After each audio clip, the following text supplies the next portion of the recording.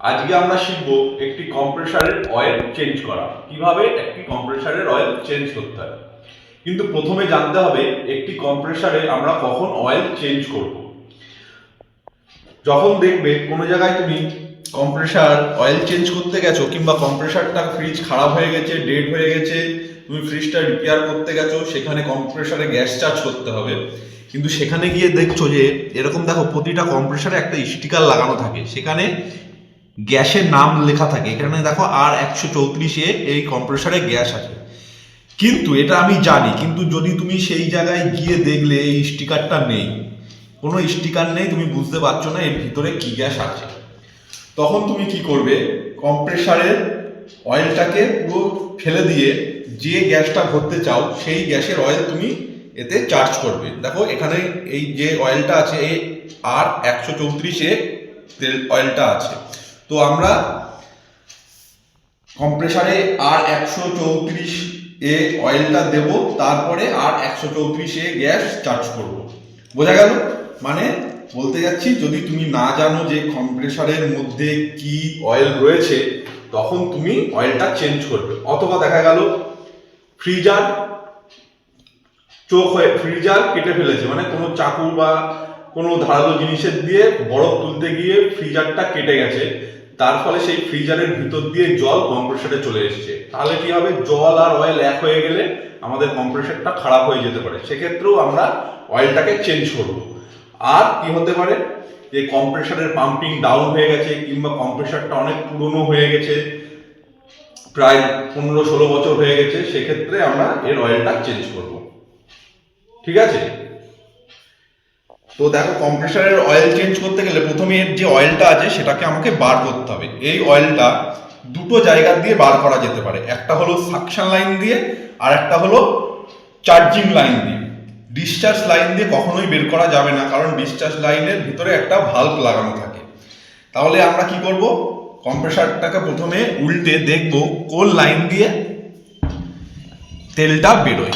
প্রথমে দেখছি charging line দিয়ে বেরোচ্ছে কিনা। এই দেখো, ঠিক এরম ভাবে চার্জিং লাইন দিয়ে বেরোচ্ছে।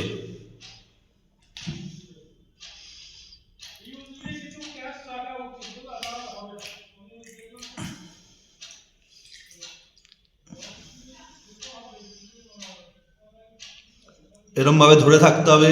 এই দেখো বেরোচ্ছে।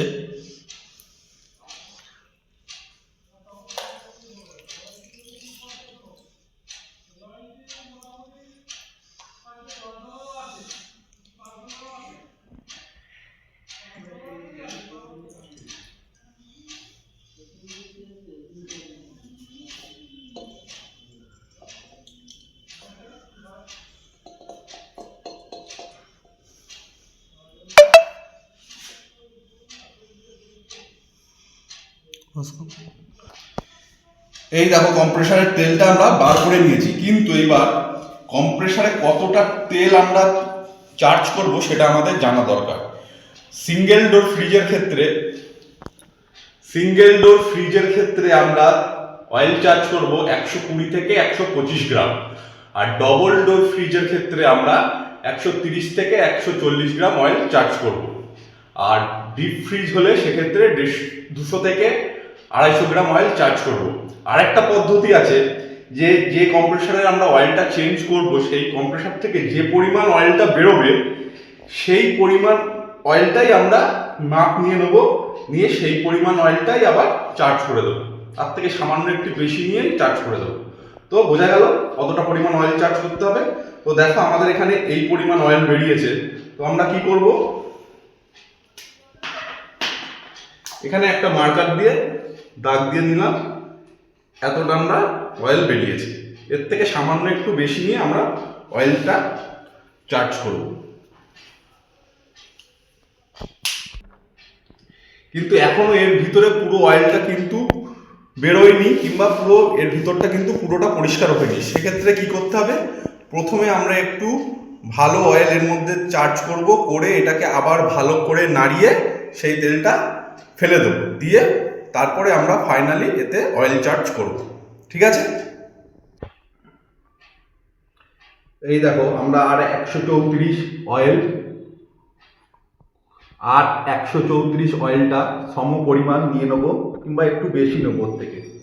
দেখো এই অয়েলটা পুরো সাদা জলের মতন, কতটা পরিষ্কার। আর আগের অয়েলটা দেখেছিলে যে পুরো লাল হয়ে গেছিল, ঠিক আছে? তো দেখো আমরা সেম পরিমাণ অয়েল দিয়ে দিলাম, এর থেকে একটু বেশি নিই সামান্য, ব্যাস।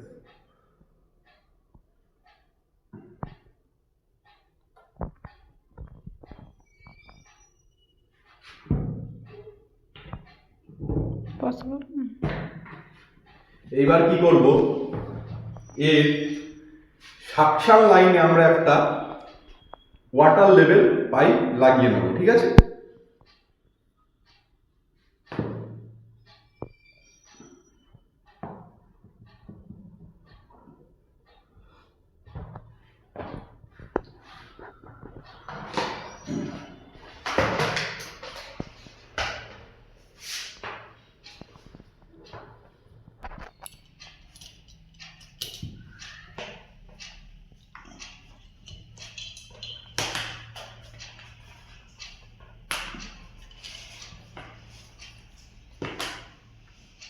এইবার আমরা কি করব, কম্প্রেসারটাকে স্টার্ট করে দেবো। করার পর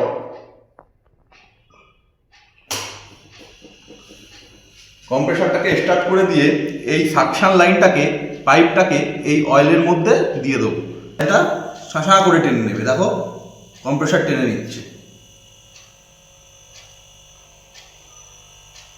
দেখতে পাচ্ছ?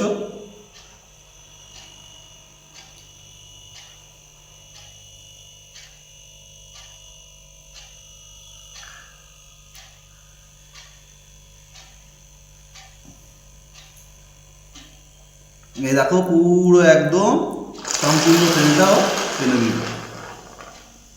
এই টানার পরে আমরা কম্প্রেসারটা খানিকক্ষণ চালাবো। চালানোর পর দেখবো এই ডিসচার্জ লাইন দিয়ে